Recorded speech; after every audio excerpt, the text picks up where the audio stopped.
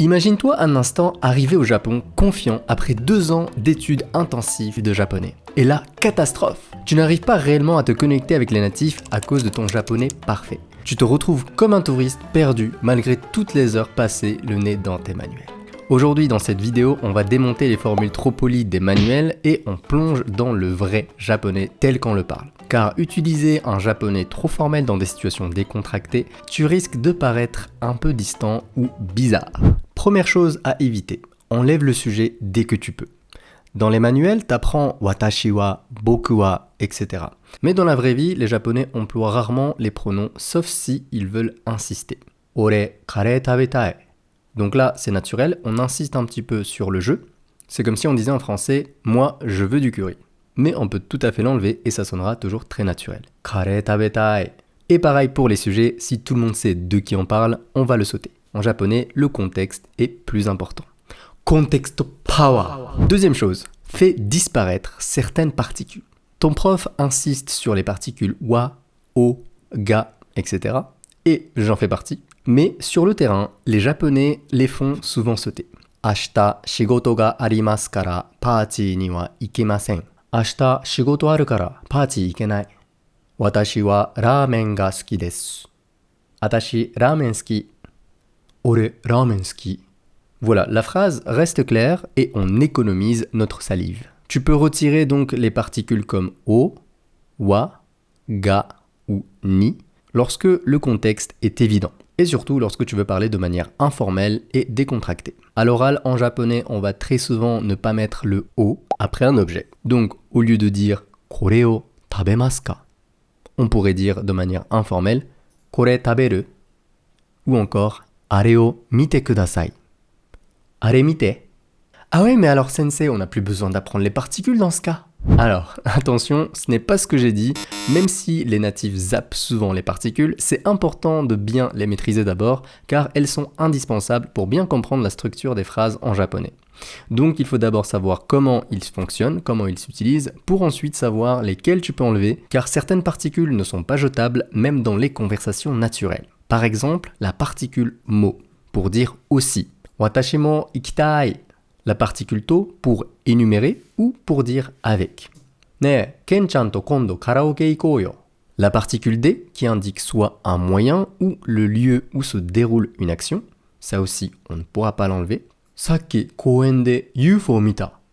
Ou encore les particules kara, made qui indiquent le début et la fin. Kyou wa 9 kara 5 made game suru.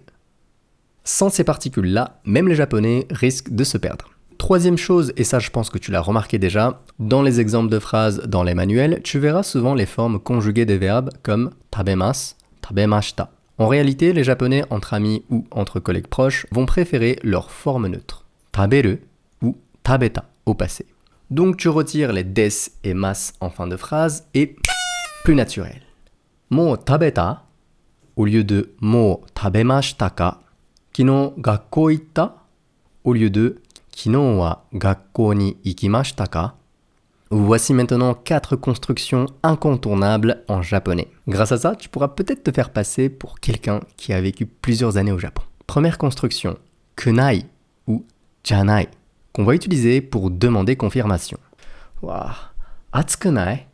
Ah, sensei janai? Tu montes un peu l'intonation et ça devient l'équivalent de tu ne trouves pas, tu confirmes que ou n'est-ce pas? La forme da pour exprimer une justification ou expliquer quelque chose. Et ça, les japonais vont l'utiliser tout le temps. Jitsu wa ashita hikkosu n da. Ça permet d'ajouter une nuance explicative et c'est très pratique et très utilisé lorsqu'on justifie, donne une raison ou pour ajouter des éléments dans le contexte. Ensuite, on a le chatta qu'on mettra après un verbe pour exprimer une action regrettable ou accidentelle. Uwa, nebo shichatta. Voilà, j'ai fait la grasse mat involontairement. On l'utilise donc pour exprimer ce qu'on n'aurait pas dû faire. Quelque chose qu'on a fait accidentellement ou involontairement. Ensuite, on a le se, qui est la version décontractée de des. Ah, ryoukai su. Cette construction est souvent adoptée par des jeunes gars. C'est plus relax et moins formel que des. Et Tanaka-san mou kaetta nsu ka? Au lieu de et Tanaka-san mou kaetta no desu ka? Donc on a le desu ka qui devient ska. Et enfin, la construction teiru et teimasu qui deviennent teru, temasu. Et oui, on vire le i. Dare ga unten shiteru ima? Neko? Ima, denwa shiteru kara chotto matte. Sou da ne, saikin horror eiga miteru. Et enfin, je vais te présenter 2-3 slangs indispensables. Le premier, que tu vas entendre beaucoup et très répandu parmi les jeunes, c'est majide. Majide. Oh, majide. Qui permet de dire sérieux? Non. Arrête. Un truc dans le style. Et la deuxième expression qui est très populaire aussi au Japon, c'est mecha. À la base, c'était une expression du Kansai, donc de la région d'Osaka, etc., mais qui s'est répandue un petit peu partout au Japon. Et c'est un équivalent de totemo, qui est utilisé beaucoup par les jeunes. Uwa, kono ramen mecha oishii. Et en bonus, une autre manière de dire c'est délicieux en japonais, qui n'est jamais présentée ou presque dans les manuels, c'est umai. C'est une façon un peu moins formelle, mais si tu dis ça à la place de oishi, ça te rend beaucoup plus proche des natifs. Donc au lieu de dire mecha oishi, tu peux aussi dire mecha umai. Kore mecha umai. Mecha umai, kore nani kore? Kore mecha umai yo.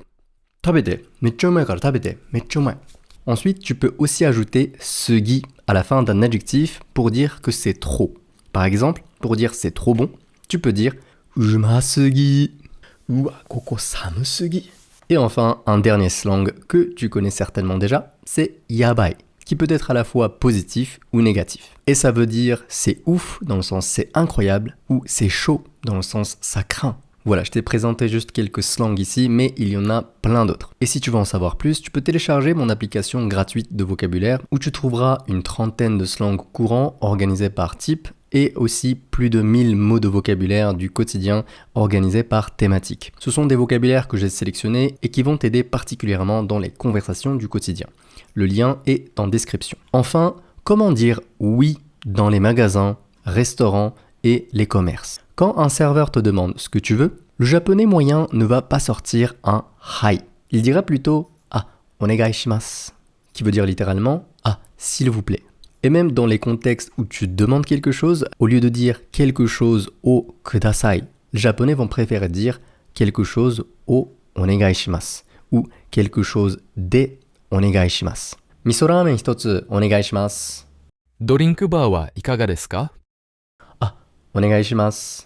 Et donc c'est l'équivalent de oui, je veux ça ou je prends ça, s'il vous plaît. Ultra polyvalent, même chez les coiffeurs, les restos, à la caisse, etc., etc. Voilà, on a déjà parcouru pas mal de terrain ensemble aujourd'hui et pourtant ce n'est qu'un avant-goût. Chaque expression que tu ajoutes à ton arsenal, c'est une porte qui s'ouvre sur des conversations plus naturelles et des amitiés plus profondes et surtout des voyages plus mémorables. Dans cette série de vidéos, tu n'apprends pas juste des mots, tu construis un pont direct vers la culture japonaise. Si tu as aimé ce cours, n'hésite pas à liker et partager et laisse-moi un petit commentaire si tu veux voir plus de contenu de ce genre. Et n'oublie pas le lien de mon app Vocab gratuite qui est en description, ça serait dommage de passer à côté des slangs que les japonais utilisent tous les jours. Enfin, si tu débutes tout juste en japonais, j'ai un petit cours d'initiation 100% gratuit pour t'aider à poser les bases, bien démarrer et surtout te motiver. Les systèmes d'écriture, les kanas, expressions utiles, c'est l'idéal pour commencer à ton rythme et sans pression. Le lien est également en description. Voilà, je te souhaite un très bon apprentissage et je te dis à très vite pour un prochain cours. Soreja, mata ne!